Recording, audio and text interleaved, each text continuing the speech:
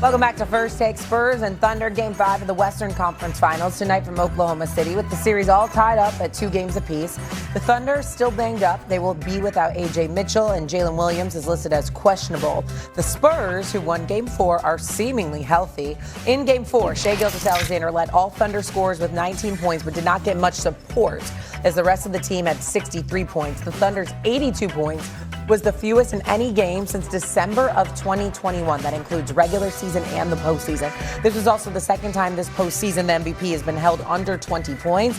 That has only happened once in the regular season over the past 2 years. So now the question is the Thunder bounce back in Game 5 more on SGA, or is it more on the supporting cast, Perk?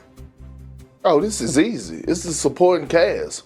Number one, role players got to play better at home. And number two, can someone tell Chet Holmgren that the conference finals has started? Please. Can somebody tell him that? And I know I've been on Chet and I've been tough on him, but rightfully so. We're talking about a guy that was an all-star this year. Matter of fact, I believe he might have made an all-NBA team if I'm not mistaken. I may be wrong on this. I think it's third. Oh, huh? Third team. I think okay. Team NBA. He made third team all-NBA. And in the semifinals, before the conference finals started, Chet Holmgren was averaging 20 points, shooting 61% from the field. You know what he's averaging right now in the conference finals? 11 points. Forget the fact that he's not checking Wemby. I don't even care about that at this moment. With no A.J. Mitchell, no J-Dub, at least try to be aggressive, bro. Try to be aggressive. You're a second option. You're one of the most versatile bigs that we have in this game. Stephen A. Cam, did y'all see SGA post-game interview the other night? When they asked him about how can they get Chet going and, how can Chet insert himself more in the offense? SGA was speechless. He was speechless. You know what that told me? Is that he didn't want to throw his guy under the bus and say, well, we actually want Chet to be aggressive. We waiting on Chet to show up as well. I'm not saying SGA told me this. I'm telling you that's what I got from the interview. Chet Holmgren has to rise to the occasion. There's no other way around it. Let me say this about Chet Holmgren real quick, just to piggyback off of Big Perk. I want to be hesitant to say it, but I got to call it like I see it. Mm-hmm. He looks defeated. He looked like he don't want to be out there.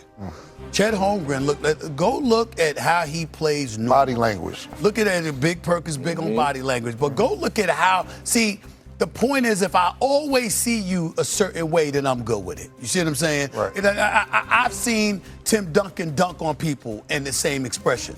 The same expression as if somebody gave something. It doesn't change. You know what I'm saying? He's just playing.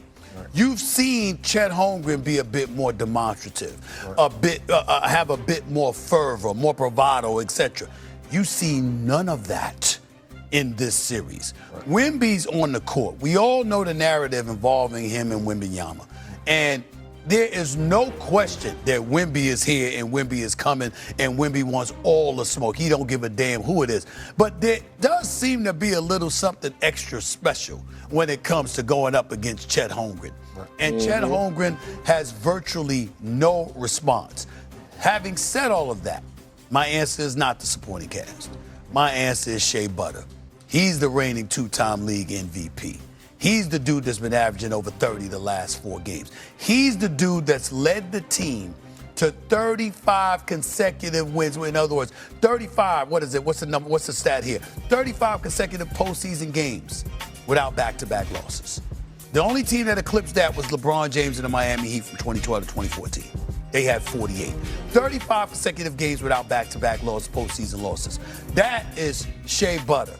And I'm saying when he performs, the supporting cast shows up and helps.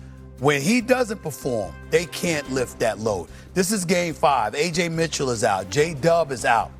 And even though we saw what Oklahoma City did in Game 3, I believe if Oklahoma City loses this game, they lose it in Game 6 in San Antonio. They got to win this game tonight. I'm going to agree with Big Perk. They got to be the supporting cast, man. SGA they're going to double the team SGA. They're monitoring him because he's saying he's falling all over the floor. He's under the microscope right now. They got to help out. You can't have Alex Caruso going from Superman to Clark Kent. He took one shot last game. Look, let me have it right here. The San Antonio bench been outscored first game 76-23, second game 33-26. Game 3, game 2, 33-26, third game 41-31. They finally won 34-30 last game. It has to be the supporting cast. And to add on to what you're saying, Stephen A., and of course you, Big Perk, Chet, what you gonna do, man? Wemby want problems, and he's letting you know he wants problems. Mm-hmm. He wants problems. And I know we allude to talking about the Junior Olympics on how Chet beat Paris by 2 points, so on and so forth. Just to add a little more context to that. They came with a younger squad. People don't realize that Chet is a couple years older than Wemby as well. Wemby also felt like, yo, they got the 19-year-olds, we 17. It's revenge time, Chet. And that's how he feels about it. Do something about it to help your man out. I'm agreeing with you, Perk. I feel where you're coming from, Stephen A. But Shea is going to get different looks on defense where they're going to have to help him out. Somebody's got to do something. Different looks that he's going to get. He's managed to overcome them all of these years. He better find a way to overcome them if they're going to win this series. Well, look, you don't got AJ. Just if all you got to do is double him, if all you got to do is double him, and that's all it takes, then guess what? Y'all ain't going to win. Y'all ain't going to win. He's got to find a way. Okay, well, we would all expect. He'll be dishing. I think he's going to have to because the focus is going to be so much on him defensively. He's got to trust the pass, and his teammates have to start making shots. Aaron Wiggins was talking about you, Isaiah Joe, Jared McCain. You guys have got to hit these shots because, as you see right here, that defense is going to be swarming all around the two-time MVP. Switching to the Spurs, why do you think Stephon Castle also has 7 or more assists? Because that's what he's been doing in this series. And by the way, that's the best play in basketball. Throw it up to Wemby. Yeah. I mean, that's how you get a lot of assists. Just throw it at the rim. As we're showing here, this is not Magic Johnson type stuff, but also knocking down threes. He's averaged 8 assists per game in this series. He's done a really good job on the defensive end, but also in dishing. Wrong question, Grin. He should be asking, should he have 7 or more turnovers? Well, he's got to try not to Take do that. the under. How about Wemby, 26 points? You're going over. Yeah, this seems easy. He's averaging 30 in the series. He had 74 points in the 2 wins. If they're going to win, he's got to score.